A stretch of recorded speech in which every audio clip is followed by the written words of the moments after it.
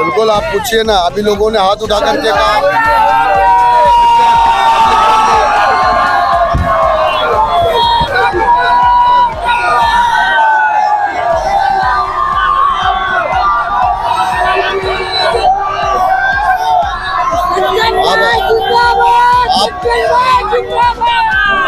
अब आपको जवाब मिल गया ना, जवाब मिल गया ना आपको। इज्जतदार मेरी माँ बहनें जिन्होंने मेरे लिए प्रचार किया, मेरे लिए दुआएं की, उन सब का धन्यवाद करना चाहता था कि उन लोगों ने काफ़ी वोटों से मुझे नवाजा, जिसकी मुझे उम्मीद भी नहीं थी। हमने मेहनत तो बहुत की थी, लेकिन अल्हम्दुलिल्लाह हमारी माँ बहनों ने घर से निकलकर वोट डाला और मुझे पता चला है कि काफ़ी मायूसी छाई हुई है इंशाल्लाह, लेकिन उन सबको मायूस होने की ज़रूरत नहीं है। अल्लाह की ज़ात पर हमें उम्मीद है। जिस तरीके से हमारे साथ धोखा किया गया, छल कपट किया गया और एक जो नतीजा हमारे पक्ष में था, किस तरीके से दूसरे पक्ष में घोषित किया गया।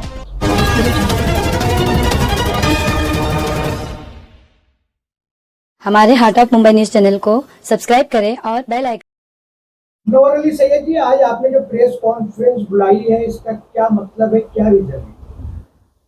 अस्सलाम वालेकुम।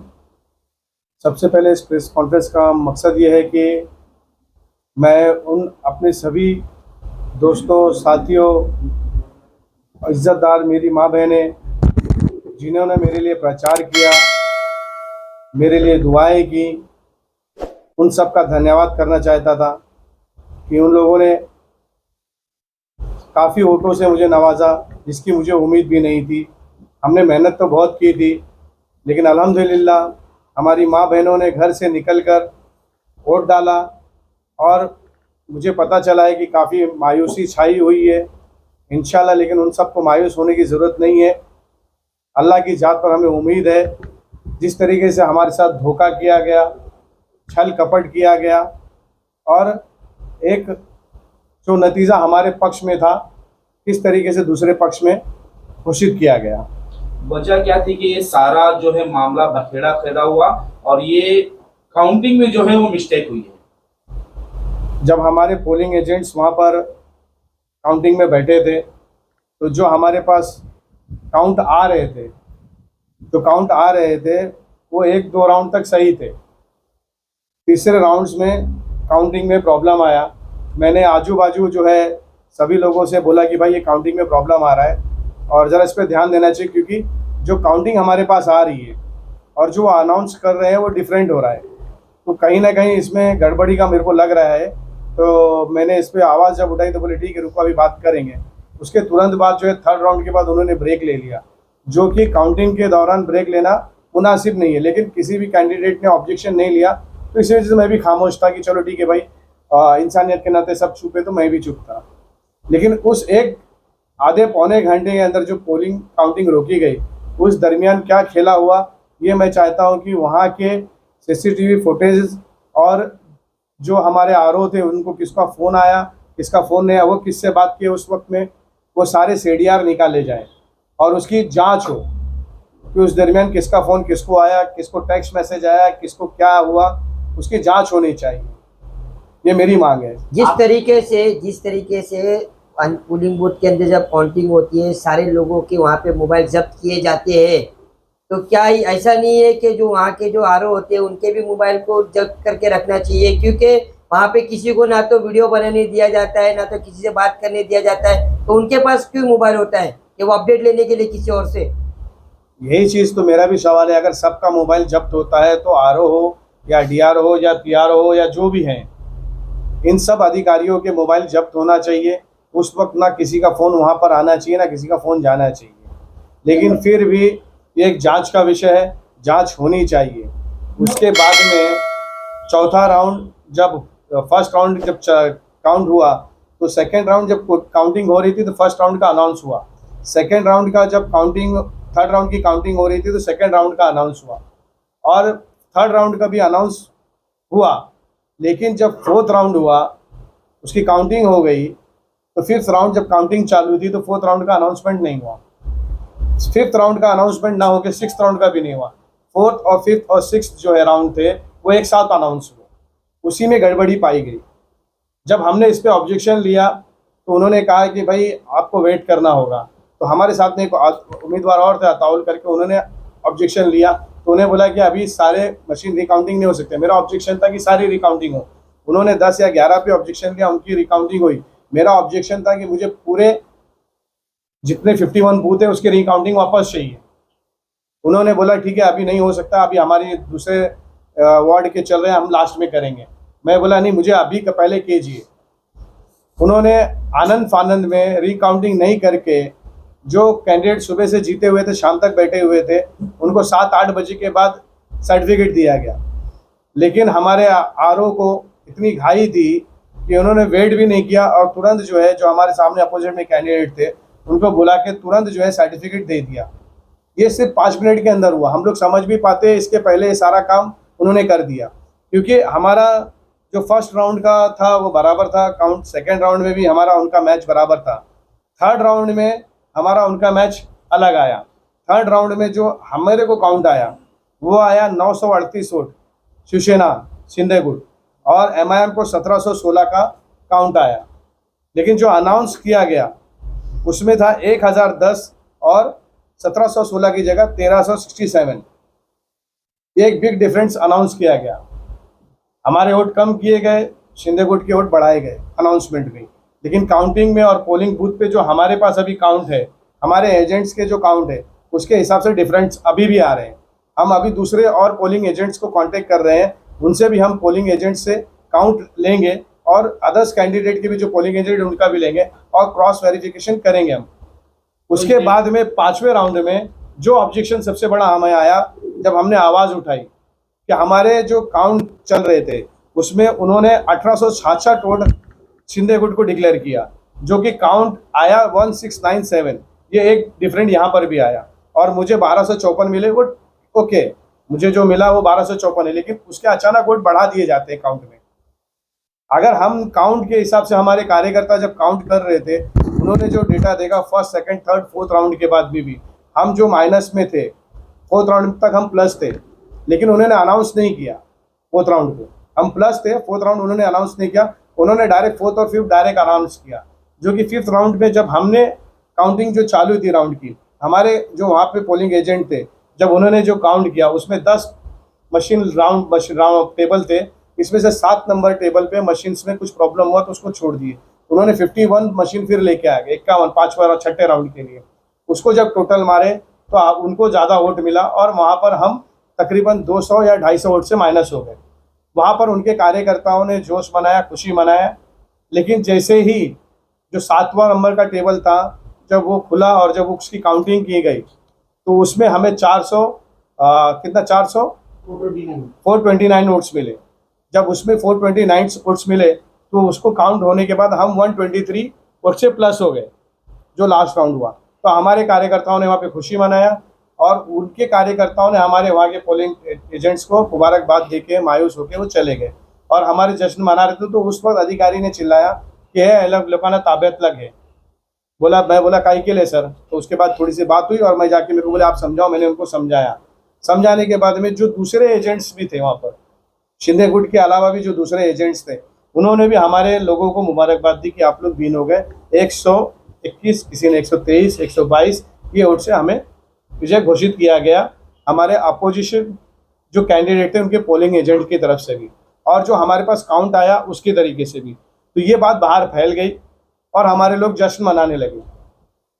लेकिन इसमें सबसे बड़ी बात जो हुई कि हमें हमारे काउंट आने के बाद में भी इस काउंट को अनाउंसमेंट करने के लिए उन्होंने 20 से 25 मिनट तक का टाइम लिया। ये वजह मैं जानना चाहता हूँ इतना टाइम क्यों लगा। और जब आखिरी राउंड का जब वो अनाउंस कर रहे थे तो अटक अटक के कर रहे थे। उसकी भी रिकॉर्डिंग हमारे पास है, अगर आप लोगों को चाहिएगा तो हम दे देंगे। मुनव्वर जी, जिस तरीके से आपने गड़बड़ियों की जो बात की और जो फहरिस्त बताई है, जब भी इलेक्शन होता है तो इलेक्शन कमीशन के वहां पर लोग होते हैं, हर जगह शिकायत दर्ज कराई जाती है चाहे कुछ भी हो।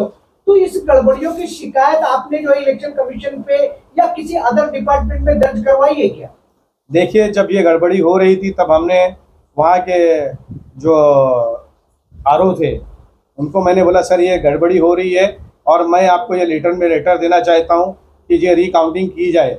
और मुझे बोला गया है कि पुलिस ने बोला कि आप अंदर नहीं जा सकते हो। तो मतलब सिर्फ मुझे लेटर देना, मुझे रिकाउंटिंग हो या ना हो, मुझे लेटर एक्सेप्ट करें और इसका मुझे साइन करके लेटर दिया जाए।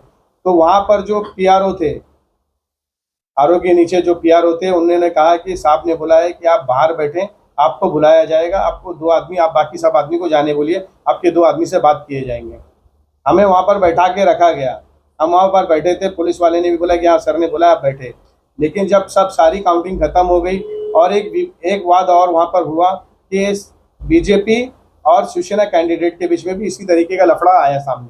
उन्होंने वहाँ पर लफड़ा खड़ा किया, फिर वहाँ पर एमपी साहब आए, वहाँ के हमारे एमएलए साहब आए वहाँ पर, और इस बात को वहाँ पर काफ़ी उठाया। लेकिन वहाँ पर भी जो है आरओ ने कुछ भी इंतज़ार नहीं किया और तुरंत जो है शीतल गंभीर को सर्टिफिकेट देके भेज दिया।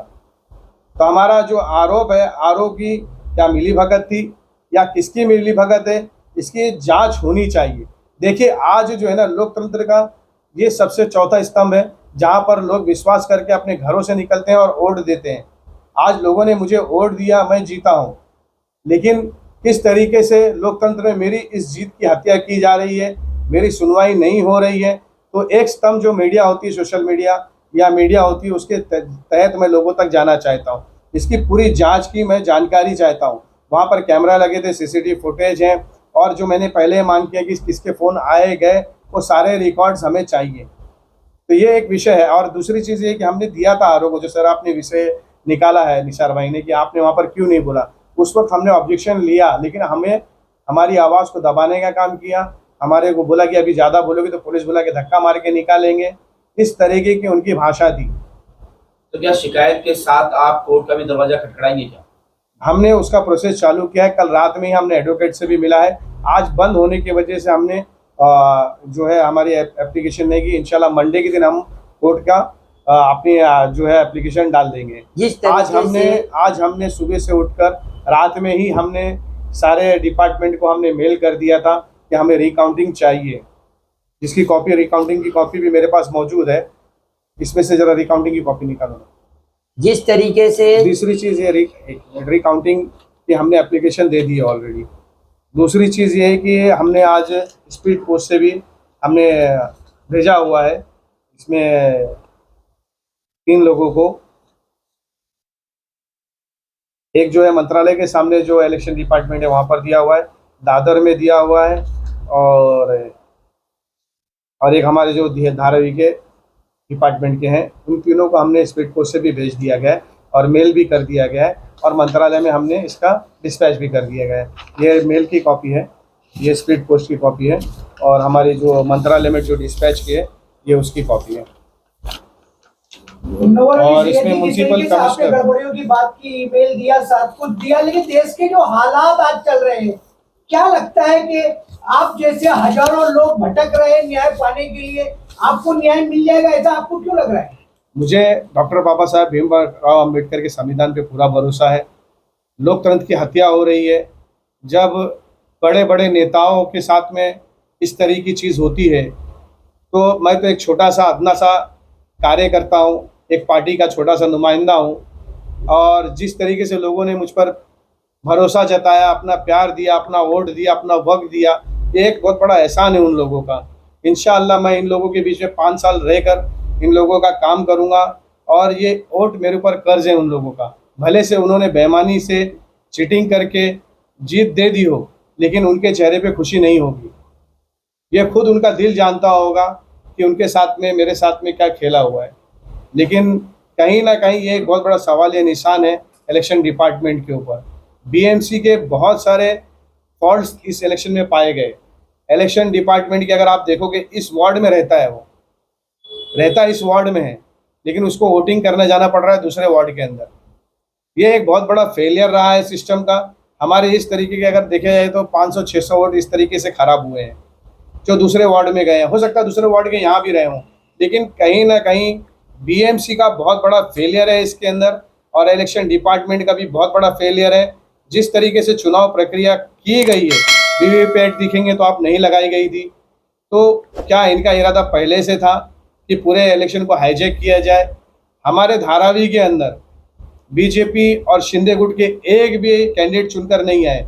उसका सबसे बड़ा कारण यही है कि धारावी के अंदर मुसलमान, हिंदू हो या चौ भी हो, सबके अंदर एक नाराजगी है डीआरपी को लेकर, जिस वजह से अभी शिंदे गुट को और बीजेपी को समझना चाहिए कि धारावी के जो लोग हैं वो डेवलपमेंट चाहते हैं, लेकिन उनके तरीके से, ना कि सरकार के तरीके से। ये एक बहुत बड़ा सवाल है, निशान है। और जब ये देखे कि इनकी एक भी सीट नहीं आ रही है, 3 की 3 बीजेपी हार गई, 4 की 4 शिंदे हार रही है, तो मुझे 20-25 मिनट बैठा के रखा गया कि आप वेट करिए, अभी हम आपको अनाउंसमेंट करेंगे। लेकिन जैसे ही अनाउंसमेंट हुआ भास्कर शेट्टी का, मैं तो शॉक हो गया, क्योंकि डिफरेंस हमें जो अभी भी नज़र आ रहा है, जो उनके आंकड़े से भी और मेरे आंकड़े से भी अगर मैं देखूं, तो मेरे आंकड़े से 121 वोट्स का डिफरेंट आ रहा है, जो मेरा विनिंग है। और उनका अगर आंकड़ा अगर मैं जोड़ूं, जो उन्होंने अनाउंस किया है, जो राउंड के हिसाब से अनाउंस किया है, उनके डिफरेंस के हिसाब से वो 100 वोट से जीत रहे हैं, लेकिन जीत दिखाई जा रही 450 वोट की। एक मिनट, मुनव्वर अली सैयद जी, आप कह रहे हो कि शिवसेना का एक भी उम्मीदवार यहाँ पर जीत नहीं सकता था, लोगों में डीआरपी को लेकर के जो है नाराजगी है, लेकिन नहीं लगता कि ये बहुत अच्छा हुआ कि इस समय जो है खासदार भी तुम्हारा ही है, आमदार भी तुम्हारा है और सारे नगर सेवक भी तुम्हारे हैं, तो अब डीआरपी से लोगों को तो डर खत्म हो जाना चाहिए कि सब दिल्ली से लेकर दिल्ली तक तो सरकार हमारी है। देखिए, जो अपोजिशन लीडर हैं, 2004 में डीआरपी इन्होंने लाया, तब भी गली से लेके इनकी सरकार ऊपर तक सब सरकार इनकी ही थी। लेकिन आज इतने सालों तक होने के बाद में भी अपोजिशन अपना काम नहीं कर रही है। 2004 से लेके 14 तक इन्होंने कोई भी डीआरपी पे काम नहीं किया। अब 2014 से लेके जब से बीजेपी आई है, ये सिर्फ और सिर्फ लोगों को बाहर भगाने का काम कर रही है। ना अपक्ष ना विपक्ष, ना पक्ष ना विपक्ष, कोई भी तैयार नहीं है कि लोगों के लिए काम करे। इसीलिए लोगों ने लोकतंत्र तरीके से अपनी आवाज़ को बुलंद किया। उन्होंने देखा कि एमआईएम का एक उम्मीदवार यहाँ पर है, बाकी जगहों पे भी थे, लेकिन जो लड़ सकता है, जो भिड़ सकता है, जो ताकत से चुनाव लड़ रहा है, लोगों ने उसको भरोसा किया और मुझे इतने सारे वोट से नवाजा है। आपने जो आरोप लगाया है उसमें मशीन की हेराफेरी हुई है या आंकड़ों में गड़बड़ हुआ है? इसमें ज्यादातर आंकड़ों का फर्क नजर आया है मुझे। ज्यादा जो फर्क नजर आ रहा है वो आंकड़ों का नजर आ रहा है कि मेरे वोट को दूसरे के अपोजिट के कैंडिडेट जो है उसमें डाले गए और कुछ इंडिपेंडेंट्स और कुछ लोगों के वोट्स जो हैं उनको मतलब डाल कर दिया गया है ताकि उसके वोट्स बढ़ सके। जो हमारे पास जो काउंटिंग है, उस काउंटिंग को अगर पोलिंग एजेंट्स की काउंटिंग से मैच करेंगे तो अनाउंसमेंट में और जो उन्होंने जो आंकड़े पेपर अपने पेश किए हैं उसमें डिफरेंस है। जिस तरीके से आपने चुनाव आयोग पे आरोप लगाया, चुनाव आयोग काफी साल से कह रहे हैं कि जो चुनाव हो रहा है बड़े ही पारदर्शिता तरीके से हो रहा है, उसमें कोई मतलब हेराफेरी नहीं है, लेकिन कल आप जब वहाँ अंदर मौजूद थे वहाँ पे आपने कुछ और भी देखा है। आप रिकाउंटिंग की बात करें, वहाँ पे तो बहुत सी मशीनें खराब हो गई थी जिसकी काउंटिंग अभी तक नहीं हुई और अभी तक पड़ी हुई है। उन्होंने कहा है कि अगर कैंडिडेट विन हो चुका है तो वो मशीनों की काउंटिंग करा के क्या फायदा। तो ये लग रहा है कि आपको कि रिकाउंटिंग का भी प्रक्रिया आपके लिए हो सकती है। कहीं ना कहीं सिस्टम का बहुत बड़ा फेलियर है और ईवीएम के ऊपर तो सभी सवाल उठाते हैं। अब की बार वीवीपैट भी नहीं था कि लोग रिकाउंटिंग में वीवीपैट की पर्ची निकाल के काउंट करा ले। देखिए, कहीं ना कहीं जो अपनी ये क्या बोलते हैं कि इलेक्शन डिपार्टमेंट जो है ये कहीं ना कहीं सरकार के निर्देश पे काम कर रहा है। तो आपको लग रहा है कि ये एक तय इलेक्शन था, सिर्फ लोगों को इंक लगाने के लिए वहां बुलाया गया था? आपको ऐसा लग रहा है? जिस तरीके से सिस्टम काम कर रहा है ऐसा लगता है कि इलेक्शन कराने की जरूरत ही नहीं है। जिताना है तो ऐसी जीत दे देवे। मुनव्वर अली सैयद जी, आप जो कह रहे हो, आप एक उम्मीदवार हो एमआईएम के, लेकिन मुंबई में महाराष्ट्र के अंदर तो एमआईएम के सोच से ज्यादा उम्मीदवार जीत के आए, वो भी उसी मशीन से जीत के आए जिस मशीन पे आप गड़बड़ियों के इल्जाम लगा रहे हो। मैंने क्या कहा कि मशीन में जो गड़बड़ी थी वो तो एक तरफ है, यहाँ पे तो आंकड़ों की बात हो रही है। यहाँ पे मशीन की बात ही नहीं करी मैंने अभी तक। मैंने क्या कहा कि आंकड़े कुछ और आए मशीन से, बताए कुछ और जा रहे हैं, अनाउंसमेंट कुछ और हो रहा है। क्योंकि जब मैं 121 वोट से मैं जीत चुका था, मुझे लोगों ने बधाई दी है, जो और भी कैंडिडेट थे मुझे मुबारकबाद दे के गए। वहाँ पे कैमरे लगे हुए, सीसीटीवी लगे हुए हैं। मैं इसीलिए कह रहा हूँ बार बार कि उन सभी चीज़ों को निकाल कर उनकी जांच होनी चाहिए। इसके बाद क्या करने वाले आप लोग? इसके बाद जो है मैं रेड पिटिशन फाइल करूँगा मंडे के दिन और सरकार से जो यहाँ की जो हमारी न्यायपालिका हो, मुझे उम्मीद है कि न्यायपालिका से मुझे इंसाफ ज़रूर मिलेगा और जल्द से जल्द मुझे इंसाफ मिलेगा। और मैं ये चाहता हूँ कि न्यायपालिका मेरी पिटिशन को एक्सेप्ट करे और जब तक फैसला आज नहीं आ जाता तब तक जो है उसको उसकी सर्टिफिकेट वापस लेना आखिरी चाहिए सवाल, और उसके काम को रोकना चाहिए। क्या इस रिकाउंटिंग की लड़ाई में आपके साथ आपकी पार्टी भी होगी क्या? मेरे साथ में मेरी पार्टी यहाँ पर अभी तक मौजूद है। मेरे जो बाहर से ये जब चीज़ें हुई तो वहाँ से ऑब्जर्वर भी यहाँ धारावी आ चुके हैं, कुछ देर में वो लोग यहाँ पर आते भी होंगे। मुझे ऊपर लेवल से किस एडवोकेट से बात करना है उसमें भी वो लोग सपोर्ट करेंगे और इसकी लड़ाई हम आखिर तक लड़ेंगे इंशाल्लाह। क्योंकि मुझे तो बोला भी गया, बहुत सारे लोग बोले कि साल लग जाते, 2 साल लग जाते, 5 साल लग जाते हैं, लेकिन अगर हम लड़ेंगे भी नहीं, कोशिश भी नहीं करेंगे तो फिर ये होगा कि यार कोई भी तो कोशिश नहीं करता है, किसी न किसी को तो आगे आना पड़ेगा, चाहे साल लगे, चाहे 2 साल लगे, चाहे 5 साल लगे। हम इस लड़ाई को पूरी ताकत से लड़ेंगे। क्योंकि जब मैं चुनाव लड़ने भी आया था तो मुझ पर ये इल्ज़ाम लगाया जा रहा था, अरे MIM क्या जीतेगी, वोट काटने के लिए खड़ी है। उसके बाद में जब मैं ताकत से चुनाव लड़ना शुरू किया तो फिर अफवाह ने फैलाया, अरे वो तो मैनेज हो जाएगा, 1 करोड़ 2 करोड़ लेके बैठ जाएगा। आफाक भाई ने भी मुझसे कहा था इस बार कि भाई ऐसी ऐसी बातें चल रही हैं और हमेशा हम सुनते हैं। मैं बोला भाई एक चीज़ याद रखिएगा, मैं पूरी ईमानदारी से चुनाव लड़ूंगा और पूरी ताकत से चुनाव लड़ूंगा और किसी को हराने के लिए, जीतने के लिए लड़ूंगा। और इंशाल्लाह मैंने उस पर काम किया और जीतने के लिए लड़ा और अल्हम्दुलिल्लाह लोगों ने मुझे जिताया भी, लेकिन सिस्टम ने मुझे हरा दिया। इलेक्शन पिटीशन की क्या तैयारी की है? सिस्टम की जो तैयारी है, हमारे सारे पेपर मैंने बताया ना आपको, मेल कर दिया है मैंने क्या बोलते हैं कि स्पीड पोस्ट भी कर दिया है और वहाँ पर भी मैंने जो डिस्पैच करना था वो भी कर दिया हूँ। अब हमारे एडवोकेट परसों हाई कोर्ट में इसको चैलेंज करेंगे और उसके बाद जो प्रोसेस होगा, जिस तरीके से जब तक आपका वक्त आएगा तब तक 5 साल का कार्यकाल उनका समाप्त हो जाएगा। अगर हो जाएगा होने दो, लेकिन हम लड़ाई तो जरूर लड़ेंगे। मैदान में उतरे हैं तो लड़ेंगे ना, खुल के लड़ेंगे, क्योंकि लड़ ही रहे हैं। और देखा है आपने किस तरीके से हमने चुनाव लड़ा है। जो लोग आज तक हमें कहते थे MIM वोट कटवा है, आज आप देख लीजिए कि मेरे वोट किसने किसने काटा है। कांग्रेस ने मेरे वोट काटे, समाजवादी ने मेरे वोट काटे, RPI ने वोट काटे, आम आदमी ने वोट काटे। इन सारी पार्टियों को देखे कितने वोट मिले, देख लीजिए, आपको मालूम पड़ जाएगा कि इन सारी पार्टियों ने जो है MIM का वोट काटने का काम किया। नहीं तो शायद मेरी मार्जिन 2000-2500 वोट की बढ़ जाती थी। जहाँ पर शिवसेना और मनसे अपने आप को इतनी बड़ी पार्टी बोलती है, उनके हालात 1200 वोट पे निपट गए हो। हाँ, ऐसे कितने पार्टियां हैं जो राष्ट्रवादी हैं, कितने वोट्स पे निपट गए। इन सारे पार्टियों ने जो है MIM का वोट काटने का काम किया और अगर सबसे ज्यादा वोट किसी ने काटा है MIM का तो वो है कांग्रेस। ठीक है, शुक्रिया। आवाम ने जो भरोसा जताया है मुझ पर, उसका मैं शुक्रिया अदा करता हूँ। ठीक है, शुक्रिया। अल्लाह हाफिज। जय हिंद, जय Maharashtra. Art of Mumbai news, हर खबर सच के साथ।